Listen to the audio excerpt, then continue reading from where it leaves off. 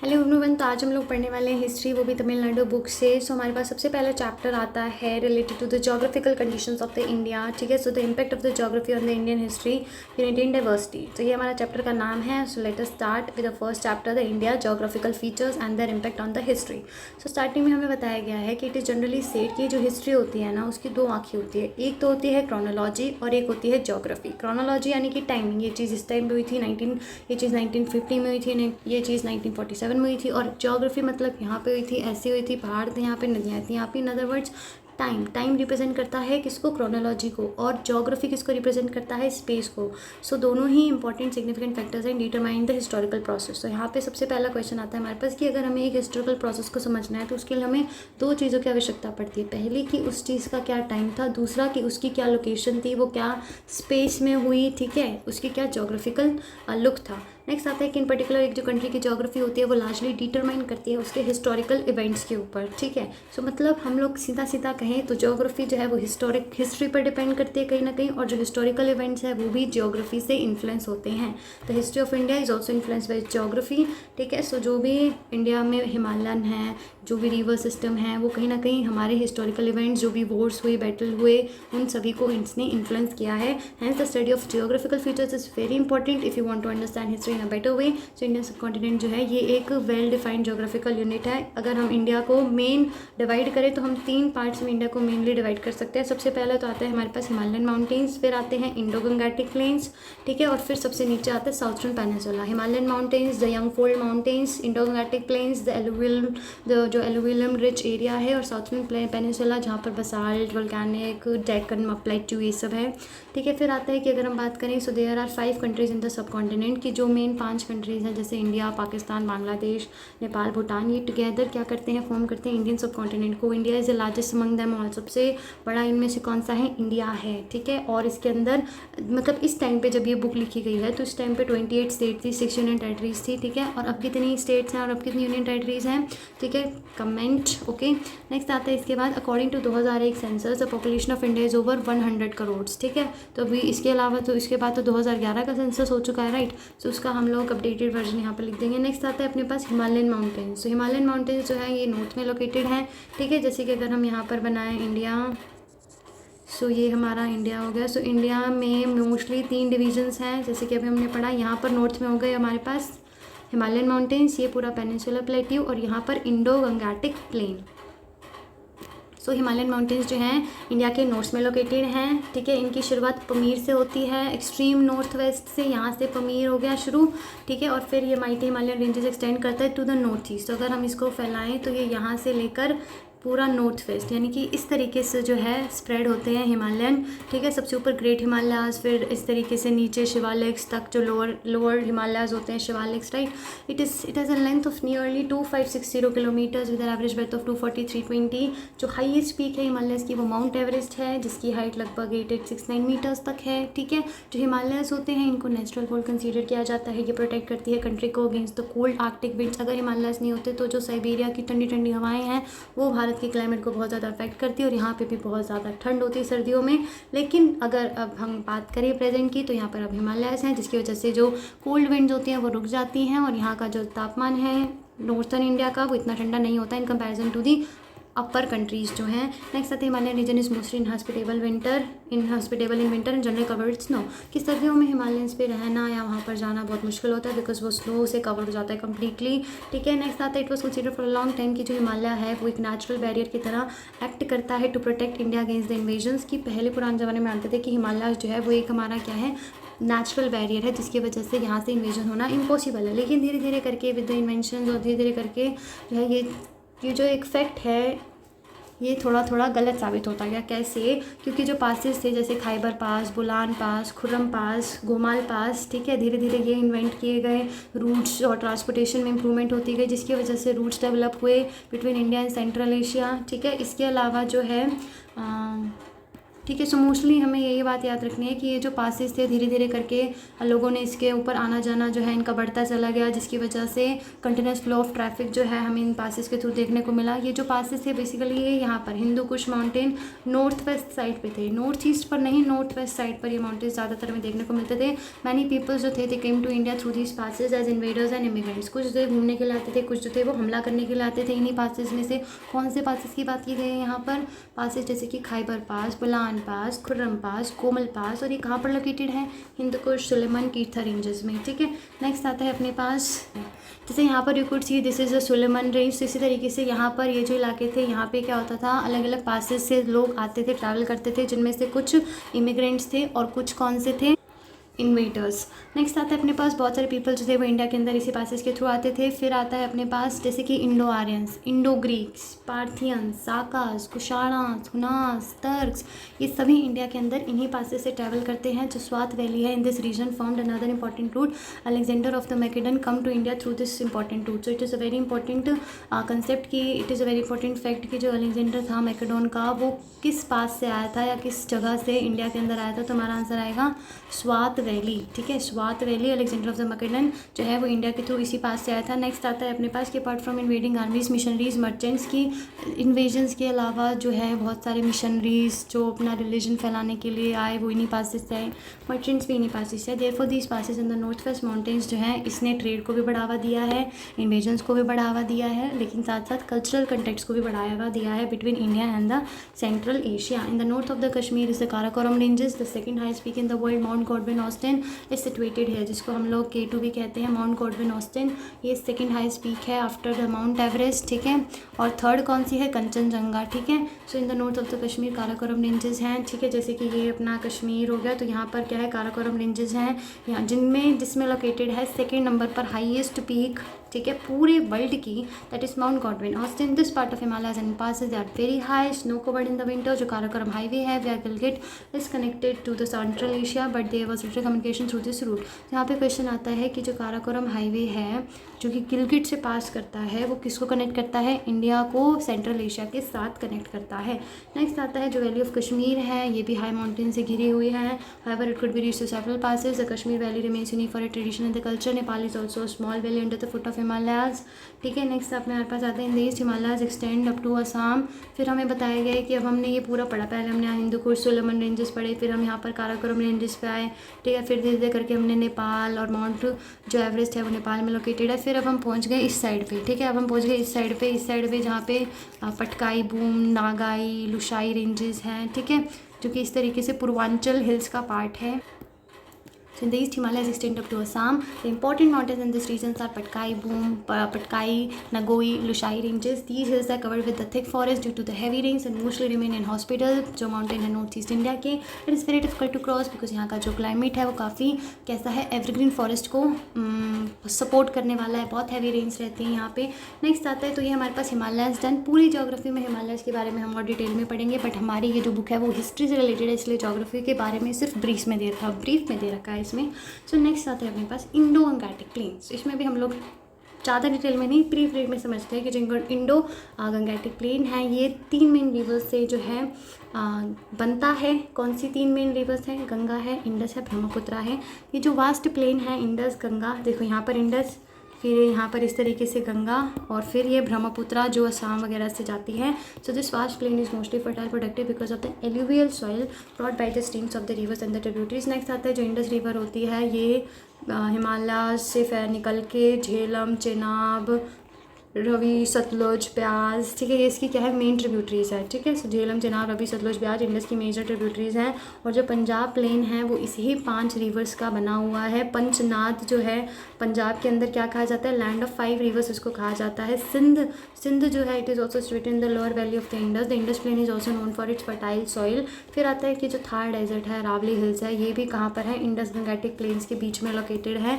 Mount Abu जो कि Aravalli hills का सबसे हाईएस्ट पॉइंट है वो भी अरावली वो भी कहाँ पर है, इसी इंडस और गंगा के बीच में लोकेटेड है अरावली हिल्स, ठीक है, जो कि गुरुग्राम के साउथ से राजस्थान में थोड़ा थोड़ा फैले हुए हैं। और अरावली हिल्स सबसे पुरानी जो हिल स्ट्रक्चर है उसमें गिना जाता है, सबसे ओल्डेस्ट है, ठीक है, सबसे ओल्डेस्ट लैंडफॉर्म अरावली हिल्स को कंसिडर किया जाता है। नेक्स्ट आते हैं जो गंगा रिवर है, ये भी हिमालय से निकलती है, ठीक है। रिवर यमुना जो है वो भी इसके पैरेलल फ्लो करती है, इसकी इंपॉर्टेंट ट्रिब्यूटरी है, ठीक है। The area between the two river, जैसे ये एक रिवर तो इसके बीच का एरिया को क्या कहा जाता है, इसके बीच के एरिया को डोब कहा जाता है, meaning the land between the to reverse. फिर आता है कि इंपॉर्टेंट ट्रिब्यूटरीज ऑफ गंगा है गोमती, सरयू, घाघरा, गंडक, ठीक है। थार डेजर्ट तो हमें पता ही है, थोड़ा सा राजस्थान में है, थोड़ा सा गुजरात के अंदर है और थोड़ा सा पाकिस्तान में स्प्रेड है। नेक्स्ट आता है अपने पास कि in the east of the India the Ganga plain merges with the plains of the Brahmaputra. फिर आता है कि जो गंगा प्लेन है ब्रह्मपुत्रा प्लेन के साथ मिलता है। जो ब्रह्मपुत्रा रिवर है ये बियॉन्ड द हिमालयाज फ्लो करते हैं तिब्बत में, ठीक है, और बांग्लादेश वगैरह से फ्लो करते हैं। इसके अलावा ये तीनों रिवर कौन सी, ब्रह्मपुत्रा, गंगा, मेघना, ये तीनों फॉर्म करते हैं सुंदरबन डेल्टा, ठीक है। इंडोगंगेटिक प्लेन है, it has contributed to the rise of the various urban centres particularly on the river banks of the confluence of the river. जैसे हड़प्पन कल्चर जो है वो फ्लरिश किया है कहाँ पर, इंडस वैली के अंदर जो है फ्लरिश किया है। सो इसमें सबसे पहला क्वेश्चन बनता है कि जो हड़प्पन कल्चर है वो कौन सी रिवर से एसोसिएटेड है, तो हमारा इसका आंसर आएगा इंडस वैली से। फिर आता है कि जो वैदिक कल्चर है, ठीक है, वो भी प्रॉस्परस हुआ है किसकी वजह से, वेस्टर्न गैटिक प्लेन की जो रिचनेस है, वहाँ पर जो फेवरेबल क्लाइमेटिक कंडीशंस हैं उसकी वजह से। बनारस, इलाहाबाद, आगरा, दिल्ली, पाटलिपुत्रा, ये सब इंपॉर्टेंट सिटीज़ हैं गंगा प्लेन की। कौन सी, बनारस, इलाहाबाद, आगरा, दिल्ली, पाटलिपुत्रा। जो सिटी ऑफ पाटलिपुत्रा है it was situated the confluence of Son river with the Ganga. In the ancient period Pataliputra जो है वो कैपिटल रह चुकी है मौर्यास की, सुंगास की, गुप्तास की और भी बहुत सारे किंगडम्स की। जो मोस्ट इंपॉर्टेंट सिटी है on the western side of the Gangetic plain is the Delhi.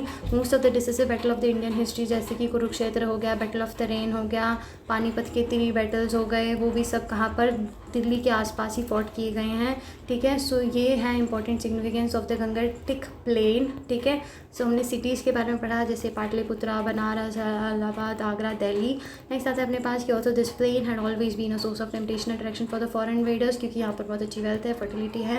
Important powers fought for the position of this plain and valleys, की दिल्ली के लिए बहुत सारी लड़ाइयाँ जो है लड़ी गई अलग अलग रूलर्स ने कि दिल्ली हमारा, ये कहते हैं दिल्ली हमारा है because of the richness of this area. Specially the Ganga Yamuna डॉ proved to be the most coveted contested. The rivers in this region served as the arteries of the commerce and the communication. It was difficult to make roads और man of material जो था वो boat के through ही travel करता था इन नदियों में से, because they act as internal waterways mode of transportation. The importance of the rivers for the communication continues till the days of East India Company. फिर आता है अपने पास साउथर्न पेनिनसुला, ठीक है। सो ये हमारे पास साउथर्न पेनिनसुला के अंदर हमारे पास यहाँ पर विंध्या है, सातपुरा माउंटेन्स हैं, नर्मदा रिवर है, तापी रिवर्स है, ठीक है। सो नॉर्थर्न और साउथर्न इंडिया को कौन सी चीज़ जो है डिवाइड करती है, विंध्या, सातपुरा, नर्मदा, तापी रिवर्स डिवाइड करती है।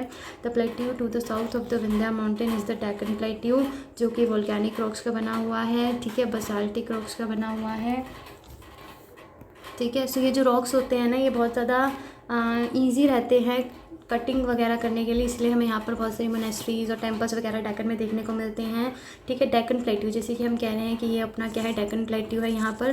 तो इसके एक साइड क्या है, इसके एक साइड है अपना वेस्टर्न घाट्स और इसके दूसरी साइड क्या है, ईस्टर्न घाट्स, ठीक है। Western Ghats, Eastern Ghats. The Coromandel coast stands between the Eastern Ghats and the Bay of Bengal. So जो कोरोमंडल कोस्ट है, एक होता है अपने पास मालाबार कोस्ट और एक होता है अपने पास कोरोमंडल कोस्ट। तो यहाँ पर जो लोकेटेड होता है इसको हम लोग कहते हैं मालाबार कोस्ट, जो कि केरला के पास होता है, और जो तमिलनाडु वगैरह के पास होता है बे ऑफ बंगाल और डेक्कन प्लेट्यू के बीच में, इसको हम लोग क्या कहते हैं, कोरोमंडल कोस्ट। सो जो ईस्ट साइड होता है वो होता है Coromandel coast. The Western Ghats run along the Arabian sea and the land between this is called as Konkan up to Goa and then Kannada. So ये होता है कोंकण और फिर कन्नाडा इसको कहते हैं। और मालाबार कोस्ट क्या हो गया, जो कि केरला के पास लोकेटेड है। The passes in the Western Ghat जैसे Chunar pass, Kaneri pass, Karle pass link the trade routes to the western ports. तो यहाँ पे इंपॉर्टेंट आता है कि विच, जैसे हमारे पास दे दिए कि 3 पोर्ट्स दे दिए, एक है जूनार, कन्हेरी और कार्ले। जुनार, कन्हेरी और कार्ले, ये 3 पोर्ट्स दे दिए। तो हमें पूछ लिया कि ये जो 3 पासेस हैं, पोर्ट्स नहीं, ये जो 3 पासेस हैं ये किससे एसोसिएटेड है? क्या ये वेस्टर्न घाट से एसोसिएटेड है, ईस्टर्न घाट से, हिमालयन से, ईस्टर्न हिमालय से, हिंदू कुश माउंटेन से, किससे? तो हमें पता होना चाहिए कि जो जुनार है, कार्ले है, कन्हेरी है, ये सब किससे रिलेटेड है? वेस्टर्न घाट से रिलेटेड है, जुनार, कन्हेरी, कार्ले। नेक्स्ट आता है अपने पास कि जो डेक्कन प्लेट्यू है ये एक्ट करता है as a bridge between the north India and the south India. The dense forest in the Vindhya mountains make this region isolated from the north. The language and the culture in the southern peninsula is also preserved for a very long time due to the geographical isolation. In his southern end के अंदर क्या है? Remains the famous Palghat Pass. In the southern end remains the famous Palghat Pass. Palghat Pass, it is the passage across the Ghats from the Kaveri Valley to the Malabar coast. So Palghat Pass was an important trade route for the Indo-Roman trade in the ancient time. The Annai-Mudi is the highest peak. तो यहाँ पे हमें बताना है किसके बारे में? पालघट पास के बारे में। सो ये हमारे पास यहाँ पर लोकेटेड है पालघट पास। ये हमारे पास साउथर्न पेनिनसुला, यहाँ पे हमारे पास क्या हो जाएगा? डेक्कन प्लेट्यू, ठीक है। ये पूरा कोरोमंडल कोस्ट, और यहाँ पर ये चीज़ क्या है? मालाबार कोस्ट, ठीक है। ये चीज़ क्या होगी अपने पास? मालाबार कोस्ट। और ये यहाँ पर लोकेटेड है अपना साउथ के अंदर पालाघट कैप या पालाघट पास, जो कि इम्पॉर्टेंट रोल प्ले करता था एंशियंट टाइम्स के अंदर। इंडो रोमन ट्रेड में भी बहुत ज़्यादा हेल्पफुल था। और ये जो पालाघट पास है ये कहाँ से कहाँ तक जाता है? Kaveri valley to Malabar coast, ठीक है। कावेरी वैली से लेकर मालाबार कोस्ट में जाता है। फिर हमारे पास इंपॉर्टेंट फैक्ट आता है कि जो अन्नाईमुडी है ये क्या है? यहाँ की सबसे हाईएस्ट पीक है पूरे साउथर्न पेनिनसुला की।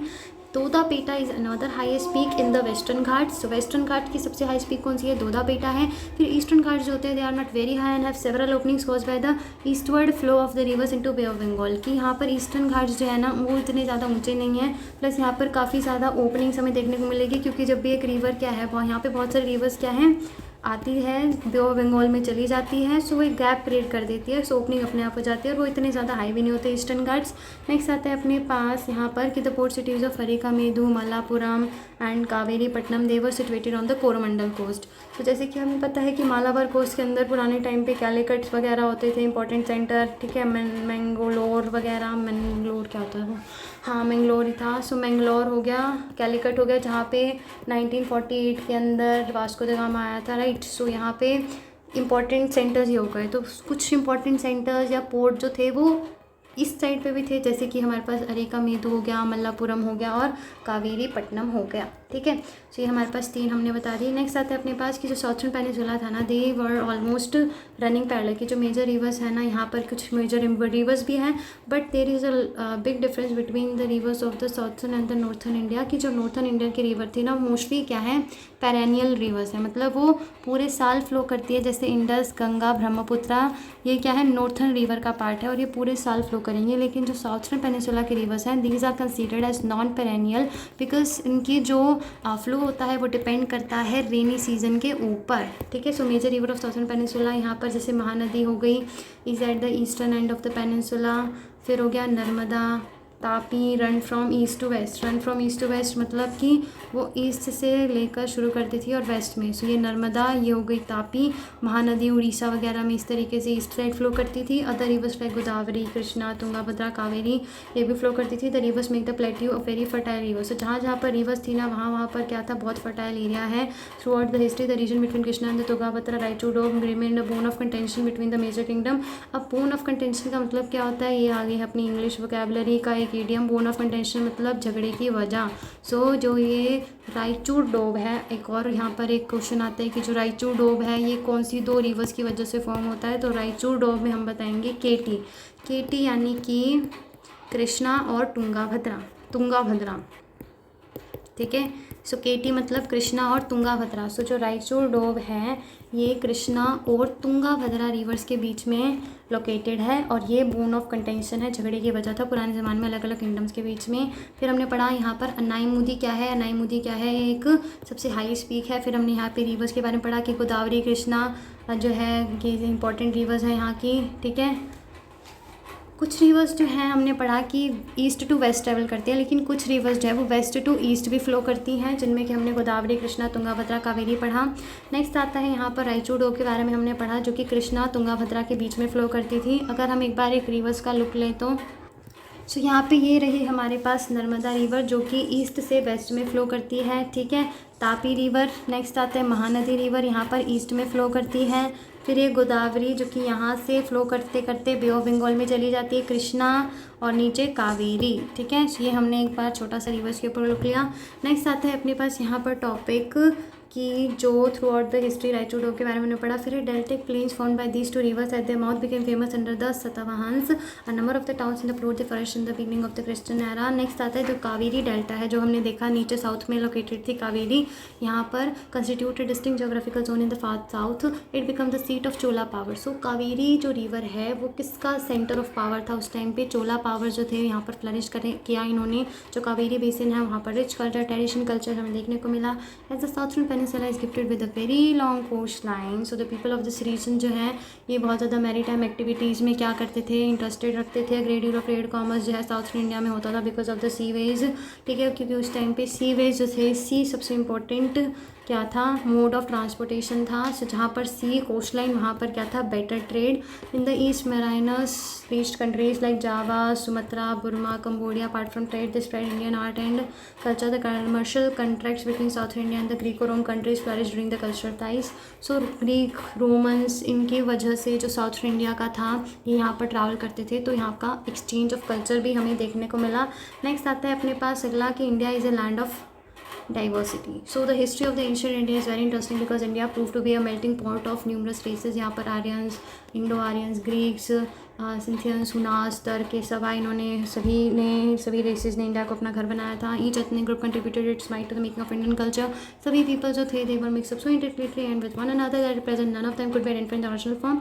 सो मेन इसके अंदर पूरे में यही बताया गया है कि अलग अलग कल्चर है, अलग अलग ट्रेडिशन के लोग आए, अलग अलग टर्म्स, लैंग्वेज, संस्कृत, पाली, ये सब इमर्ज करी, ठीक है। संगम लिटरेचर में सो मेन आता है कि संगम लिटरेचर किस लैंग्वेज से एसोसिएटेड है? पाली से, संस्कृत से। फिर आता है सिंस एंशिएंट टाइम इंडिया के अंदर बहुत सारे रिलीजन्स जो हैं वो फ्लरिश किए हैं, राइज भी हुआ है, बर्थ भी हुआ है, जिसे इंडिया को बर्थ लैंड क्या कंसीडर किया जाता है। 3 मेन रिलीजन्स का, हिंदुज़म, जैनिज़्म, बुद्धिज़्म। नेक्स्ट आता है हर एक जो कल्चर है ये आपस में इंटरमिंगल्ड हुए, ठीक है। People speak different languages, practice different religions, different customs हैं, but still they follow certain types of common style of life throughout the country. Therefore we could say कि हमारी कंट्री में हमारे पास यूनिटी इन डाइवर्सिटी में देखने को मिलती है। नेक्स्ट आता है कि इनफैक्ट ऐसा माना जाता है कि हमारे जो एंशिएंट्स थे उन्होंने भी स्ट्रॉव किया है यूनिटी के लिए। They looked upon this vast सब कॉन्टिनेंट एज वन लैंड, कि ये पूरा जो वास्ट सब कॉन्टिनेंट था उसको वो एक ही लैंड कंसीडर करते थे। द नेम भारतवर्ष और the land of Bharat was given to the whole country after the name of an ancient time called as भरता।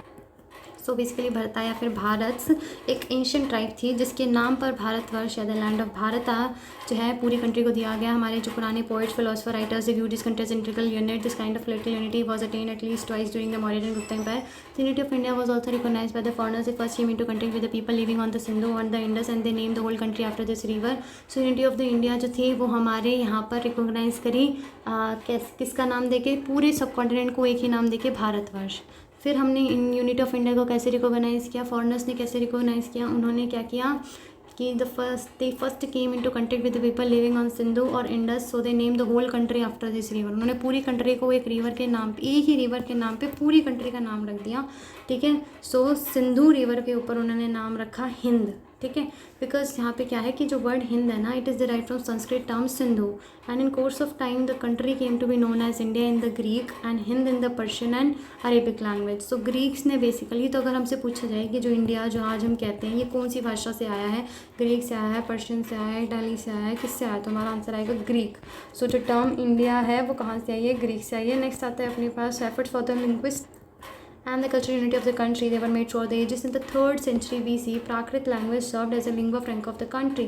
वेरी इंपॉर्टेंट फैक्ट कि कौन सी सेंचुरी के अंदर प्राकृत लैंग्वेज को लिंगवा फ्रेंका कंसीडर किया जाता था, या फिर इंटरचेंज कर दिया कि भाई 3rd सेंचुरी के अंदर कौन सी भाषा को लिंगवा फ्रेंका कंसीडर किया जाता था, या चेंज कर दिया और कि 3rd सेंचुरी के अंदर प्राकृत लैंग्वेज को क्या कंसीडर किया जाता था। तो पहला का आंसर आएगा अपना 3rd सेंचुरी BC, दूसरे का आंसर आएगा हमारा प्राकृत लैंग्वेज, तीसरे का आंसर आ जाएगा अपना lingua franca of the country consider किया जाता था प्राकृत लैंग्वेज को 3rd सेंचुरी BC के अंदर। Through the major portion of India Ashoka inscription they were written in Prakrit language. Another important question की जो शोका के इंस्क्रिप्शन थे वो कौन सी भाषा में लिखे जाते थे? संस्कृत में, इटाली में, रशियन में, पाली में, प्राकृत में। तो हमारा आंसर आएगा प्राकृत।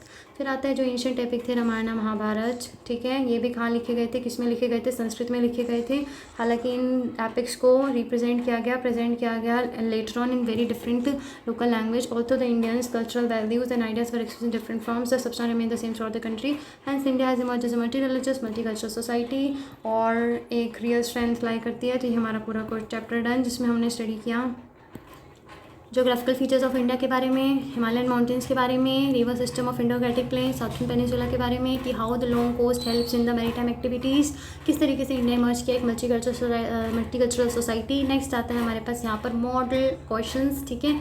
सो मॉडल क्वेश्चंस हम लोग स्टार्ट करते हैं और आज ये चैप्टर खत्म कर देंगे पूरा। तो सबसे पहले आता है हमारे पास, तो सबसे पहला क्वेश्चन आता है हमारे पास, Alexander of Macedon came to India through Swat valley, the region between the two river is known as Doab, the river Ganga rises in the Himalayas. अब अगर हम हिमालयाज़ में भी एग्जैक्ट बात करें तो हमारा इसका आंसर क्या आएगा, गंगोत्री ग्लेशियर, ठीक है। गंगोत्री ग्लेशियर के अंदर जो है गंगा रिवर राइज करती है, ठीक है। इट ओरिजिनेटेड गोमुख, ठीक है, गोमुख। और मेन ये रिवर जो है, इसको पहले हम लोग क्या कहते हैं, इसके ओरिजिन के स्थान से जब ये निकलती है तो इसको हम लोग भागीरथी कहते हैं। आगे जाके जब ये अलकनंदा को ज्वाइन करती है देवप्रयाग में, फिर उसके बाद हम लोग उसको गंगा जो है नाम देते हैं, ठीक है। नेक्स्ट आता है high speak in the southern peninsula is Annai Moody. Next आता है अपने पास माउंट एवरेस्ट कहाँ पर है, हिमालयस में है। माउंट आबू कहाँ पर है, अरावली हिल्स में है, ठीक है। सो माउंट एवरेस्ट में है हिमालयस, माउंट आबू कहाँ पर है, अरावली हिल्स में है। दोदा बेटा पीक गॉडविन ऑस्टिन कहाँ पर है, काराकोरम में है, जो कि सेकंड नंबर पर सबसे ऊंची पीक आती है। और दोदा बेटा कहाँ है, वेस्टर्न घाट की सबसे ऊंची पीक है, ठीक है। नेक्स्ट आता है अपने पास find out the correct statement, one statement alone is right. तो हमें इसमें से करेक्ट स्टेटमेंट फाउंड करनी है। So Narmada river runs from east to west, Narmada river runs from east to west, ये तो सही है। Kaveri river run from south to north, नहीं ये गलत है। Yamuna river merges with Tapti, गलत है। महानदी रिवर एग्रीगेट्स, नहीं, महानदी रिवर तो अपनी उड़ीसा के अंदर आएगी। तो हमारा इसका आंसर क्या होगा, Narmada river runs from east to west, ठीक है। सो ये अपना आंसर बिल्कुल सही होगा। सो नेक्स्ट आता है अपने पास tree whether the following statement is true और फॉल्स। तो सबसे पहले आता है अपने पास the city of the Pataliputra was situated the confluence of Ganges with the Brahmaputra. तो देखो हमारा इसका आंसर क्या आएगा, इसी क्वेश्चन में ही ना इसका आंसर छुपा है। देखो जैसे हमने देखा ना पाटलिपुत्र, अगर हम पाटलिपुत्र को ध्यान से देखें तो हमें ये जो पुत्र है ना, पुत्र को अगर हम कन्वर्ट करें इंग्लिश में तो वो क्या होगा, सन, ठीक है। पुत्र को अगर हम इंग्लिश में कन्वर्ट करें तो वो क्या हो जाएगा, सन। तो जो सन रिवर जब गंगा के साथ मिलती है तो वहीं पर ही पाटलिपुत्र जो है वो सिटी सर्वाइव करी, वहीं पर ही फॉर्म हुई। तो हमारा इसका आंसर क्या आएगा, सन और गंगा। तो ये स्टेटमेंट क्या है, बिल्कुल गलत है, क्योंकि अपना ब्रह्मपुत्र की जगह पर क्या आएगा आंसर, सन आएगा। फिर दूसरी स्टेटमेंट है अपने पास कि जो लॉन्ग कोस्ट लाइन है साउथर्न पेनिनसुला के अंदर, उसने मैरीटाइम ट्रेड को बढ़ावा दिया है। तो बिल्कुल सही स्टेटमेंट है। पालाघाट पास वेस्टर्न घाट में लोकेटेड है, बिल्कुल सही स्टेटमेंट है। यही वो पास है जिससे कि इंडो रोमन ट्रेड का जो है बढ़ोतरी हुई और यहाँ से मालाबार कोस्ट से ये कनेक्ट करता है पालाघाट पास। नेक्स्ट है India's multicultural society, absolutely true. Next है हमें शॉर्ट नोट करना है, ये तो हम बता ही देंगे। फिर answer briefly right a short note on impact of इतना इन हिस्ट्री और ये सब मेन। अगर हम इसमें सबसे पहला पॉइंट डालें, जैसे कि write a note on impact of Indo-Gangetic plain on the history of India, सबसे पहला पॉइंट हम डाल सकते हैं कि सिटीज़ का ओरिजिन हुआ, एंशिएंट सिविलाइजेशन सर्वाइव करी because of the fertile soil, because of the alluvial soil, ठीक है। और हमने बताया सिटीज़ का राइज हुआ यहाँ पर। इसके अलावा ये जो फर्टाइल एरिया था ये बोन ऑफ कंटेंशन था बिटवीन डिफरेंट किंगडम्स, और यहाँ पर काफ़ी सारी वॉर्स लड़ी गई इस प्रॉस्परस रीजन को क्या करने के लिए, हड़पने के लिए, अपना बनाने के लिए। सो जैसे कि दिल्ली के अंदर वॉर हुआ, पानीपत के अंदर हुआ, बैटल ऑफ तरेन हुआ पृथ्वीराज चौहान मोहम्मद गौरी के बीच में, ठीक है। सो ये हमारे पास पूरा टॉपिक था, पूरा चैप्टर, एक चैप्टर हमने किया। फटाफट से अब हम क्या करने वाले हैं, जो भी इंपॉर्टेंट पॉइंट्स हैं ना, फैक्ट्स हैं, उनको हम बिल्कुल मात्र 5 मिनट में रिवाइज करने वाले हैं। तो लेट अस स्टार्ट। तो इस पेज में से हमारे पास सबसे पहला क्वेश्चन क्या बनता है कि हिस्ट्री के 2 मेन इंपॉर्टेंट चीज़ें क्या होती है, एक होता है क्रोनोलॉजी और एक होता है ज्योग्राफी। क्रोनोलॉजी का मतलब टाइम होता है, ज्योग्राफी का मतलब स्पेस होता है। फिर हमने पढ़ा इंडिया सब कॉन्टिनेंट को मेन हम 3 पार्ट्स में डिवाइड कर सकते हैं, और इंडिया जो सब कॉन्टिनेंट है उसमें मोस्टली हम लोग 5 जो है ये कंट्रीज़ को इंक्लूड करते हैं on a big level, India, Pakistan, Bangladesh, Nepal, Bhutan. Next हमने बताया हिमालयन रिवर्स कहाँ से शुरू होते हैं, कहाँ से खत्म होते हैं, हाईएस्ट पीक कौन सी सी है माउंट एवरेस्ट। फिर हमें बताया कि यहाँ पर बहुत सारे पास है जैसे खैबर बलान, कुरम, घोमाल पास, और ये कहाँ से निकलते हैं, हिंदुकुश, सुलेमान, कीथा रेंजेस से। फिर इंपॉर्टेंट कि अलेक्जेंडर ऑफ मैकेडन कौन सी वैली से आया था, स्वात वैली से आया था। फिर आते हैं कश्मीर के अंदर जो है काराकोरम, कश्मीर के ऊपर कौन सी रेंज है, काराकोरम रेंज है, जिसकी माउंट गॉडविन ऑस्टिन जो है हाईएस्ट पीक है, जो कि सेकंड नंबर पर आती है। नेक्स्ट हमने पढ़ा यहाँ पर काराकोरम रेंज जो है गिलगिट से सेंट्रल एशिया को कनेक्ट करता है। नेक्स्ट आता है अपने पास वैली ऑफ कश्मीर के बारे में, Indo Gangetic plain, Brahmaputra river, Indus river की 5 मेन ट्रिब्यूटरीज, पंजाब 5 मेन कौन कौन सी से बना है, Jhelum, Chenab, Ravi, Beas, Sutlej. Third desert Aravalli hills, Aravalli hills की सबसे ऊंची हाइट माउंट अबू। नेक्स्ट हमने बताया गंगा की मेन ट्रिब्यूटरीज गोमती, सरयू, घाघरा, गंडक, और डोब क्या है, the area between this thing. अगर हम एक और बात करें इंडो गाटिक प्लेन के बारे में, अर्बन सेंटर्स थे यहाँ पर पाटलिपुत्र। पाटलिपुत्र में हमने पढ़ा पुत्र है, पुत्र मतलब सन, तो सन जो है ये कन्फ्लुएंस है सन का गंगा के साथ, जब कन्फ्लुएंस होता है तो वहीं पर पाटलिपुत्र जो है अक्कर हो जाता है, सिटी डेवलप हुई वहाँ पर। नेक्स्ट आता है अपने पास the most important city of the western side of the magnetic plain, Delhi थी। ठीक है, दिल्ली के पास बहुत सारे दिल्ली में नहीं, दिल्ली के पास जैसे कुरुक्षेत्र ट्रेन हो गया, बैटल ऑफ कुरुक्षेत्र वगैरह, ये सब गंगा यमुना डोब के अंदर भी काफ़ी इंपॉर्टेंट प्लेसेस है। साउथर्न पेनिनसुला में हमने पढ़ा विंध्या, सातपुरा, नर्मदा, तापी रिवर्स। फिर हमने पढ़ा यहाँ पर वेस्टर्न घाट्स के अंदर जुनार पास हैं, कन्हेरी पास है, कार्ले पासेज हैं। फिर अनाई मुदी सबसे हाईएस्ट पीक है, दोदा बेटा वेस्टर्न घाट की हाईएस्ट पीक है। ईस्टर्न घाट जो है वो इतनी ज़्यादा हाई नहीं है, ठीक है, वहाँ पर काफ़ी सारी ओपनिंग्स हैं बिकॉज ऑफ द रिवर्स जो कि बे ऑफ बंगाल में जाती हैं मोस्टली। हमने यहाँ पे ये भी पढ़ा कि एक होता है ईस्ट के अंदर कोरोमंडल कोस्ट, ठीक है, और यहाँ पर वेस्ट के अंदर होता है मालाबार कोस्ट। और अगर हम कोरोमंडल कोस्ट के कुछ इंपॉर्टेंट पोर्ट्स की बात करते हैं तो अरिका मेदु, मालापुरम, कावेरी पट्टनम। नेक्स्ट आता है अपने पास अदर रिवर्स के बारे में, गोदावरी, कृष्णा, तुंगाभद्रा, कावेरी, ये कुछ और इंपॉर्टेंट रीजन्स हो गई। नेक्स्ट आता है अपने पास चोला पावर जो है वो किस रिवर के पास राइज किया, तो अपना आंसर आएगा कावेरी डेल्टा, कावेरी रिवर से एसोसिएटेड है चोला पावर। चोला पावर ने जो है इसके अलावा नेवी के अंदर भी काफ़ी ज़्यादा अपना इंपॉर्टेंट काम किया है। India land of Indian diversity है, पाली संस्कृत लैंग्वेज यहाँ पर राइज किया, अलग अलग रिलीजन। नेक्स्ट आते हैं कि कौन सी 3 रिलीजन की भूमि जन्मभूमि कहा जाता है भारत, तो हिंदुज़म, जैनिज्म, बुद्धिज़्म। नेक्स्ट आता है अपने पास ancient straw for the unity, the name Bharatvarsha जो है किसने किस टाइप पे दिया गया भारता। जो इंडिया है वो कौन सा वर्ड है, ग्रीक वर्ड है, और जो हिंद है वो एक कौन सा वर्ड है, पर्शियन अरेबिक लैंग्वेज है। फिर है एक सबसे इंपॉर्टेंट फैक्ट पूरे चैप्टर का कि 3rd सेंचुरी BC के अंदर प्राकृत लैंग्वेज ही थी जिसको कि क्या कहा जाता है, लिंगुआ फ्रैंका ऑफ कंट्री कहा गया 3rd सेंचुरी BC के अंदर। इसके अलावा दूसरा इंपॉर्टेंट फैक्ट, अशोका के इंस्क्रिप्शंस में कौन सी भाषा का प्रयोग किया जाता था, तो अपना आंसर आएगा प्राकृत लैंग्वेज। नेक्स्ट इंपॉर्टेंट फैक्ट नहीं है, बस ये पूरा चैप्टर खत्म। नेक्स्ट हम लोग लेक्चर में हम लोग स्टडी करने वाले हैं दूसरा चैप्टर जो कि है प्री हिस्टोरिक इंडिया और हड़प्पन कल्चर के बारे में। ठीक है, अभी हमने जैसे फर्स्ट चैप्टर में एक लाइन पढ़ी थी कि हड़प्पन कल्चर जो है वो इंडस रिवर से एसोसिएटेड है, तो हम यहाँ पर इंडस रिवर किस तरीके से इम्पैक्ट करी सिविलाइजेशन को और क्या पूरा सिस्टम था, तो हम पढ़ने वाले हैं चैप्टर 2 में। So see you in the second lecture of this whole book of Tamil Nadu. NCERT नहीं है बेसिकली, ये हिस्ट्री की बुक है तमिलनाडु की। So all the best, okay.